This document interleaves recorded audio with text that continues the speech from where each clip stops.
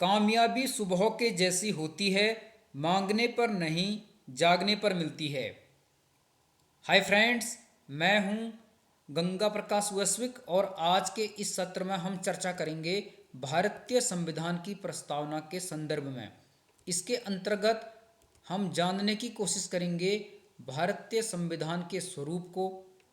इसके अंतर्गत संविधान के उद्देश्यों के तहत न्याय, स्वतंत्रता, समता और बंधुत्व के संदर्भ में विस्तार से बातचीत करेंगे और अंत में भारतीय संविधान की प्रस्तावना से संबंधित कुछ अति महत्वपूर्ण परीक्षा उपयोगी तथ्यों पर विस्तार से बातचीत करेंगे। यह सत्र आपके लिए काफ़ी इम्पोर्टेंट होने वाला है, इसलिए आप सत्र को धैर्य और लगन के साथ अंत तक देखने की कोशिश कीजिएगा। चलो प्रारंभ करते हैं आज के इस महत्वपूर्ण सत्र को।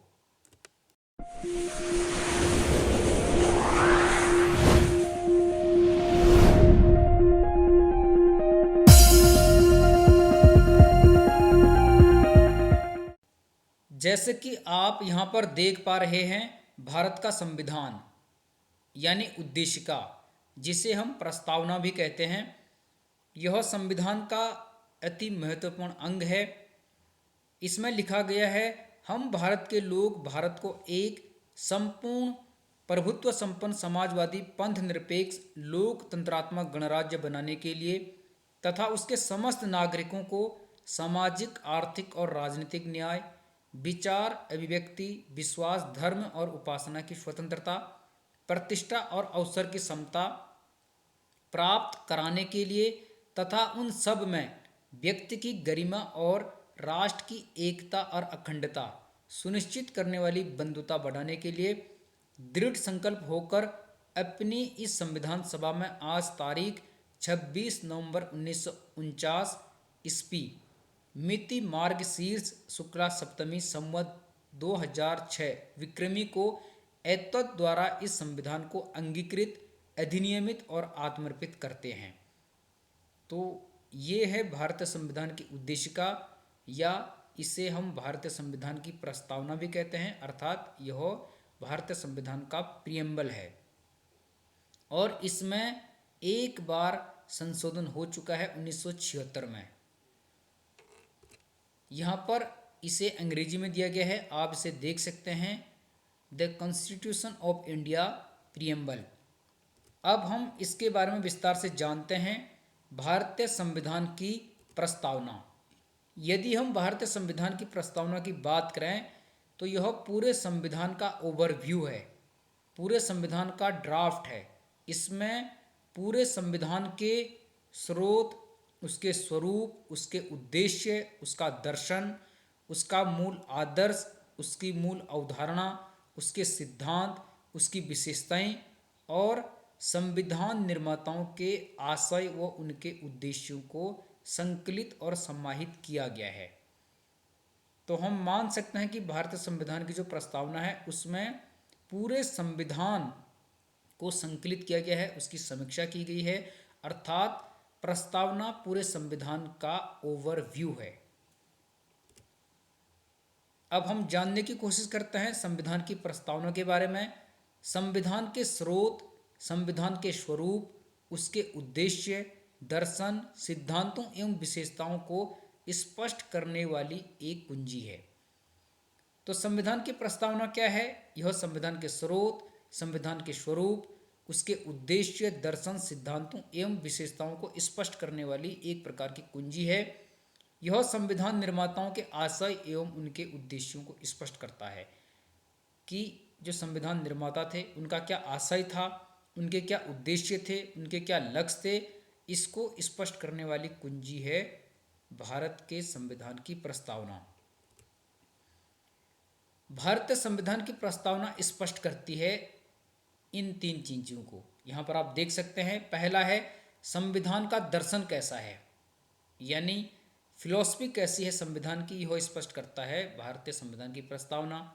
संविधान के सिद्धांत एवं उद्देश्य कैसे हैं, क्या सिद्धांत हैं, क्या उद्देश्य हैं, इसको स्पष्ट करता है। और समाज का स्वरूप कैसा है, इन चीज़ों को स्पष्ट करता है भारत की संविधान की प्रस्तावना। अब हम जानते हैं संविधान का स्वरूप, यानी भारत का जो संविधान है उसका स्वरूप कैसा है? संपूर्ण प्रभुत्व संपन्न है, यानी जो भारत देश है वह संपूर्ण प्रभुत्व संपन्न है, अर्थात स्वतंत्र है, अपने निर्णय लेने के लिए स्वतंत्र है। वह आंतरिक और बाह्य निर्णयों को लेने में स्वतंत्र है, वह किसी के अंडर में कार्य नहीं करता, अर्थात वह संपूर्ण प्रभुत्व संपन्न है। समाजवादी है, भारत में लोकतांत्रिक समाजवाद है। पंथ निरपेक्ष है, अर्थात राज्य का अपना कोई धर्म नहीं है। भारत में नागरिकों का तो धर्म है, भारत में नागरिकों को अपने धर्म को चुनने, उसे छोड़ने, बदलने का अधिकार है, लेकिन राज्य का अपना कोई धर्म नहीं है। भारत एक धर्मनिरपेक्ष राष्ट्र है, भारत एक पंथ निरपेक्ष राष्ट्र है। और लोकतांत्रिक है, भारत में लोकतंत्र है, साथ ही भारत गणराज्य है, गणतंत्र है।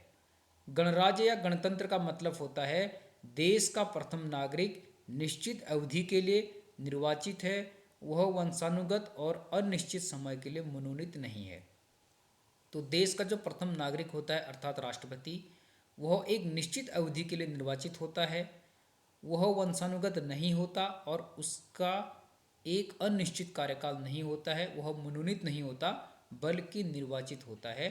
इस प्रकार हम कह सकते हैं कि भारत एक लोकतांत्रिक गणराज्य है, लोकतांत्रिक गणतंत्र है, पंथ निरपेक्ष है, समाजवादी है और संपूर्ण प्रभुत्व संपन्न है, क्योंकि भारत को अपने आंतरिक और बाह्य निर्णय लेने का संपूर्ण अधिकार है।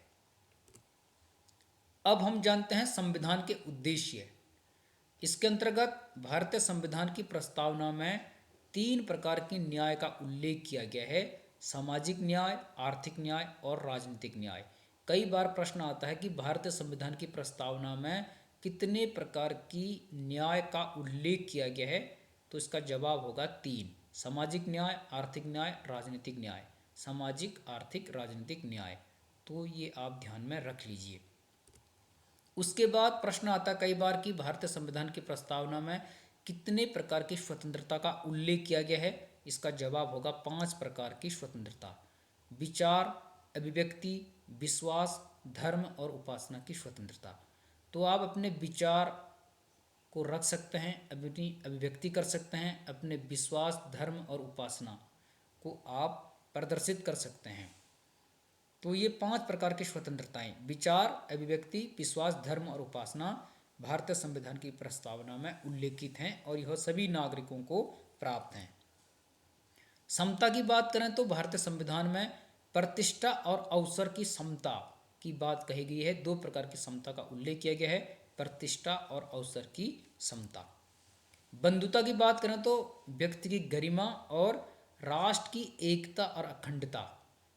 तो ये बंधुता की बात कही गई है कि व्यक्ति की गरिमा होगी, उसका आत्मसम्मान होगा, उसका अपना स्वयं का सम्मान होगा और राष्ट्र की एकता और अखंडता, इस प्रकार की बंधुता का उल्लेख हमारे भारत के संविधान की प्रस्तावना में किया गया है। अब हम जानते हैं कुछ महत्वपूर्ण तथ्य जो कि भारत के संविधान की प्रस्तावना से जुड़े हैं। प्रस्तावना संपूर्ण संविधान का सार है, यानी ओवरव्यू है। भारतीय संविधान दुनिया का सबसे बड़ा लिखित संविधान है और जो भारत के संविधान की प्रस्तावना है वह संपूर्ण संविधान का ओवरव्यू है, संपूर्ण संविधान का सार है। प्रस्तावना का स्रोत क्या है? हम भारत के लोग, यानी भारत की जनता। तो जो भारत का संविधान है, भारत के संविधान की प्रस्तावना है, उसका स्रोत है हम भारत के लोग, यानी भारत की संपूर्ण जनता। भारतीय संविधान का उद्देश्य प्रस्ताव 13 दिसंबर 1946 को संविधान सभा में प्रस्तुत किया गया था। ये भी आप ध्यान में रख लीजिएगा।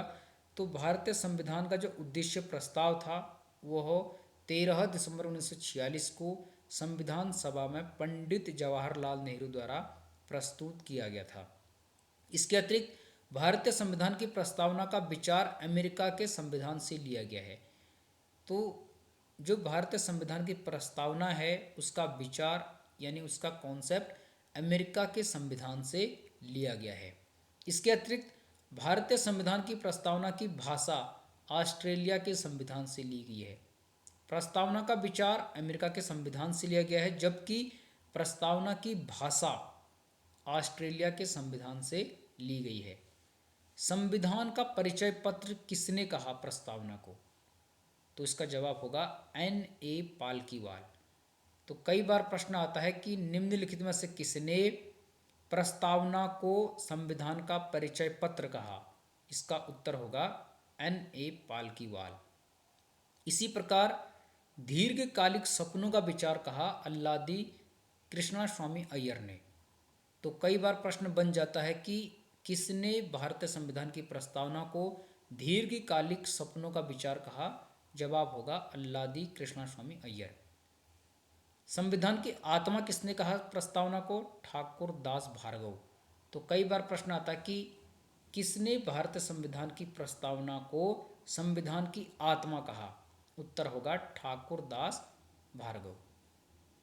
संविधान निर्माताओं ने स्वयं ही 17 अक्टूबर 1949 को प्रस्तावना को संविधान का अंग स्वीकार किया था। तो कई बार प्रश्न आता है कि क्या प्रस्तावना संविधान का भाग है या नहीं है। इस पर सुप्रीम कोर्ट के कई जजमेंट्स हैं। तो संविधान निर्माताओं ने स्वयं ही 17 अक्टूबर 1949 को प्रस्तावना को संविधान का अंग स्वीकार किया था। तो ये आप ध्यान में रखिए कि जो भारतीय संविधान की प्रस्तावना है वह संविधान का अंग है।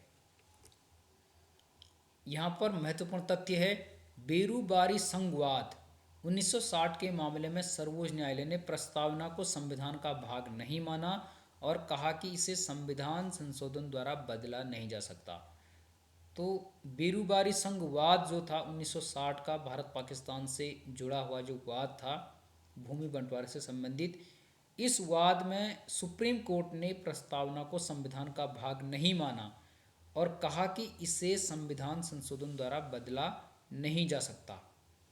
केशवानंद भारती बनाम केरल राज्य 1973 के मामले में सर्वोच्च न्यायालय ने प्रस्तावना को संविधान का भाग माना। माननीय सर्वोच्च न्यायालय ने कहा कि संसद द्वारा प्रस्तावना में संशोधन किया जा सकता है, संविधान को संशोधित किया जा सकता है, लेकिन उसके मूल ढांचे में परिवर्तन नहीं किया जा सकता। तो इन दोनों तथ्यों को आपने ध्यान में रखना है कि बेरूबारी संघवाद में सुप्रीम कोर्ट ने कहा था कि प्रस्तावना संविधान का भाग नहीं है और संसद इसमें संशोधन नहीं कर सकती, अर्थात संविधान संशोधन द्वारा इसे बदला नहीं जा सकता। जबकि सुप्रीम कोर्ट ने केशवानंद भारती बनाम केरल राज्य 1973 के मामले में कहा कि प्रस्तावना को संविधान का भाग माना जाना चाहिए और माननीय सर्वोच्च न्यायालय ने यह भी कहा कि संसद प्रस्तावना में संशोधन कर सकती है, लेकिन संविधान को संशोधित करने के उपरांत उसके मूल ढांचे में परिवर्तन नहीं किया जा सकता। यानी बेसिक स्ट्रक्चर का सिद्धांत यहाँ से आया था, मूल ढांचा का सिद्धांत यहाँ से निकलकर आया था। इसके अतिरिक्त भारतीय संविधान की प्रस्तावना में 42वें संविधान संशोधन अधिनियम 1976 द्वारा संशोधन करके 3 नए शब्द समाजवादी, पंथ निरपेक्ष और अखंडता जोड़े गए थे। इसको मैं पहले बता चुका हूँ कि वर्तमान तक भारतीय संविधान की प्रस्तावना में केवल एक बार संशोधन हुआ है और वह हुआ 42वें संविधान संशोधन अधिनियम 1976 द्वारा संशोधन करके इसमें 3 नए शब्द जोड़े गए। पहला था समाजवादी, दूसरा पंथ निरपेक्ष और तीसरा था अखंडता। तो इन शब्दों को भी आप ध्यान में रखिए। अभी तक भारतीय संविधान की प्रस्तावना में केवल एक बार संशोधन हुआ है 1976 में 42वें संविधान संशोधन अधिनियम द्वारा। उस समय इंदिरा गांधी देश की प्रधानमंत्री थी। LIC ऑफ इंडिया केस 1995 के मामले में सर्वोच्च न्यायालय ने प्रस्तावना को संविधान का पूर्ण भाग माना। तो ये भी ध्यान में रखिएगा। LIC ऑफ इंडिया केस 1995 के मामले में सुप्रीम कोर्ट ने प्रस्तावना को संविधान का पूर्ण भाग माना। अंगीकृत यानी एडॉप्ट, इसका मतलब होता है स्वीकार करना या अपनाना या कह सकते हैं ग्रहण करना। तो ये संविधान के जो प्रस्तावना है उसमें 3 शब्द हैं, अंगीकृत, अधिनियमित और आत्मर्पित करना। तो अंगीकृत का मतलब है एडॉप्ट करना, अर्थात उसे स्वीकार करना, उसे अपनाना, उसे ग्रहण करना। अधिनियमित यानी इनेक्ट करना, अर्थात कानून बनाना, नियम बनाना। और आत्मर्पित का मतलब होता है गिव टू आवर सेल्फ्स, यानी अपने आप को समर्पित करना। तो ये महत्वपूर्ण तथ्य थे, अंगीकृत करना, अधिनियमित करना, आत्मर्पित करना। बीरूबारी संघवाद 1960 में सुप्रीम कोर्ट ने प्रस्तावना को संविधान का भाग नहीं माना। केशवानंद भारती बनाम केरल राज्य 1973 में सुप्रीम कोर्ट ने प्रस्तावना को संविधान का भाग माना और यह कहा कि संसद इसमें संशोधन कर सकती है, लेकिन इससे संविधान का मूल ढांचा प्रभावित नहीं होना चाहिए। LIC ऑफ इंडिया केस 1995 में सर्वोच्च न्यायालय ने प्रस्तावना को संविधान का पूर्ण भाग माना। तो ये भी आप ध्यान में रख सकते हैं।